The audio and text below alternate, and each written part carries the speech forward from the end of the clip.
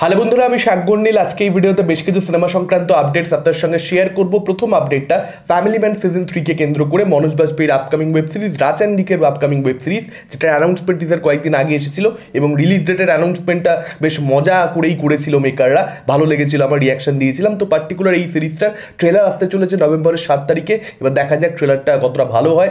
এমনিতেই একটা বাজ রয়েছে এই শোটাকে কেন্দ্র করে, যেহেতু আগে দুটো সিজন প্রচণ্ড বেশি পপুলার হয়েছিল মানুষের মধ্যে, খুব ভালো লেগেছিল দর্শকদের। সেই জায়গা থেকে ট্রেলারটা যদি ভালো হয়ে যায়, ডেফিনেটলি সিজন 3 কে কেন্দ্র করে হাইপটা আরও অনেক বেশি বেড়ে যাবে। এর পরবর্তী আপডেটটা মীনা কুমারী বায়োপিককে কেন্দ্র করে।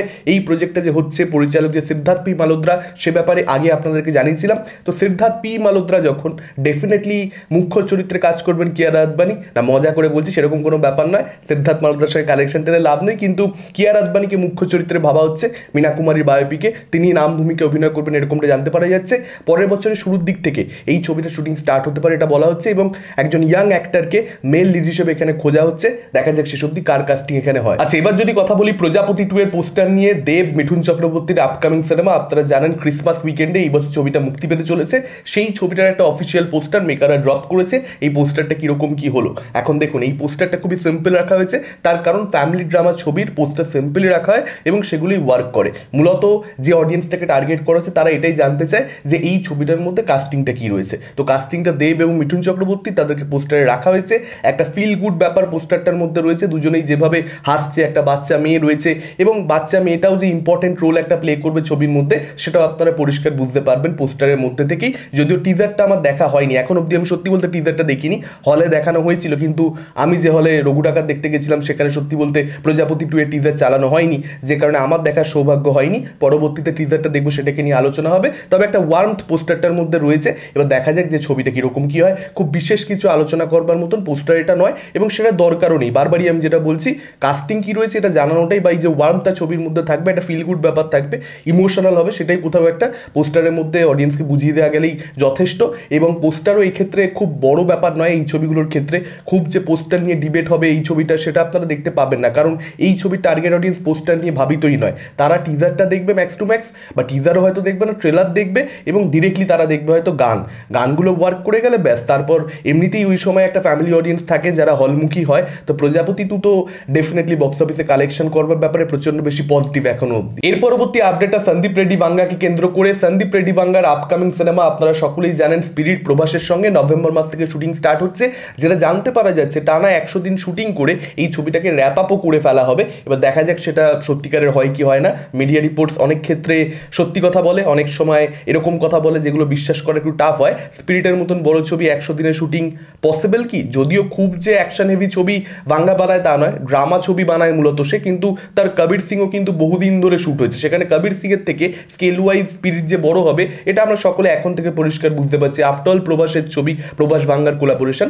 তো এটা একটা আপডেট গেল। তার সঙ্গে সঙ্গে আরেকটা যেটা আপডেট, স্পিরিটের কাজ একবার শেষ করে ফেলবার পরবর্তীতে মহেশ বাবুর সঙ্গে কোলাবোরেট করতে চলেছেন সন্দীপ রেড্ডি ভাঙ্গা, সেরকমটাই আপডেট রয়েছে। সন্দীপ রেড্ডি ভাঙ্গার আপনারা সকলেই জানেন অ্যানিমাল পার্ক করবার কথা রয়েছে। স্পিরিটের পরে সেই ছবিটা এরকমটা আপডেট ছিল, কিন্তু মনে হচ্ছে প্ল্যানে এখানে কিছু একটা চেঞ্জ রয়েছে। অ্যানিমাল পার্কের শুটিং কিন্তু সন্দীপ রেড্ডি ভাঙ্গা ধরবেন না। স্ক্রিপ্টিংয়ের কাজ শুরু করে দিয়েছেন তিনি অলরেডি, মহেশবাবুর প্রজেক্টার, বা তার একটা রাফ আইডিয়া রয়েছে। ডিরেক্টলি তো সে জাম্প করে না, আপনারা জানেন একটা ছবি রিলিজ হলে তার পরবর্তীতে স্ক্রিপ্টিং এসে 1-1.5 বছর নেয়, তারপর শুটিং স্টার্ট হয়। স্পিরিটের ক্ষেত্রে আমরা সেই জিনিসটি হতে দেখতে পাচ্ছি। তবে ডেফিনেটলি এখানে একটা আইডিয়াকে নিয়ে কিন্তু আলোচনা মহেশবাবুর সঙ্গে অলরেডি হয়েছে, এবং এটাও জানতে পারা যাচ্ছে খুব শিগগিরই তারা আরও একবার মিট করবে, আর একটা মিটিং হবে। তার পরবর্তীতে কিন্তু অফিসিয়াল অ্যানাউন্সমেন্টও সন্দীপ রেড্ডি ভাঙ্গা এবং মহেশবাবুর প্রজেক্টে চলে আসবে। এবার দেখা যাক সেটা সত্যি সত্যি হয় কিনা। আল্লু অর্জুনের সঙ্গেও কিন্তু সন্দীপ রেড্ডি ভাঙ্গার একটা কোলাবোরেশন, টি সিরিজ প্রডিউসার হবে। আপনারা সকলে জানেন সেই অ্যানাউন্সমেন্টটা বহু আগে হয়ে গেছে। তো সেই ছবিটাও কখন হয়, অ্যাকচুয়ালি টাইম লাইনটা কী হয়, সেটা দেখবার মতন ব্যাপার হবে। বাংলা কিন্তু এখানে অনেকগুলো আইডিয়া নিয়ে একসঙ্গে কাজ করছে, অনেকগুলো সুপারস্টারের সঙ্গে একসঙ্গে কোলাবোরেশনের কথা ভাবছে। আমি আশা করবো এটাই, যে তার ছবির কোয়ালিটি যেন এটার জন্য পড়ে না যায়। এর পরবর্তী আপডেটটা ঋষভ শেট্টিকে কেন্দ্র করে। ছত্রপতি শিবাজি মহারাজের ভূমিকাতে তার পরবর্তী ছবিতে সে অভিনয় করতে চলেছে। আপনারা সকলেই জানেন সন্দীপ সিং সেই ছবির পরিচালক, এবং সেই ছবিতে অ্যান্টাগনিস্ট হিসেবে অর্থাৎ ঔরঙ্গজেবের ভূমিকাতে আপনারা সম্ভবত দেখতে পেতে চলেছেন বিবেক ওবেরয়কে। মিডিয়া রিপোর্টস অ্যাটলিস্ট সেটাই সাজেস্ট করছে। অক্ষয় খান্না দুর্দান্ত পারফরমেন্স দিয়েছিলেন। এবার দেখা যাক যে বিবেক ওবেরয়কে আমরা এই চরিত্রে দেখতে পাই কিনা, এবং সেক্ষেত্রে তার পারফরমেন্স কতটা ভালো হয়। ডেফিনেটলি একটা তুলনা আসবে ছাবার জন্যে।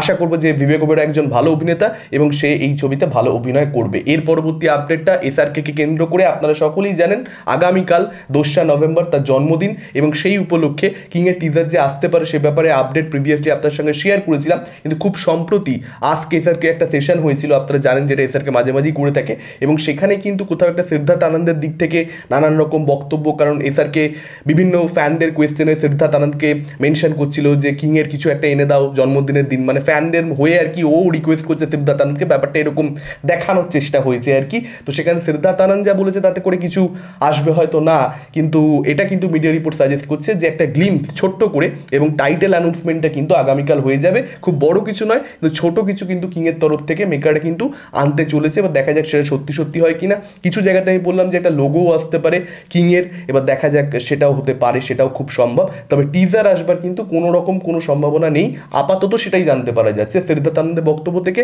সেটাই পরিষ্কার হচ্ছে। এবার দেখা যাক আগামীকাল কি আসে বা আদেও কিছু আসে কিনা।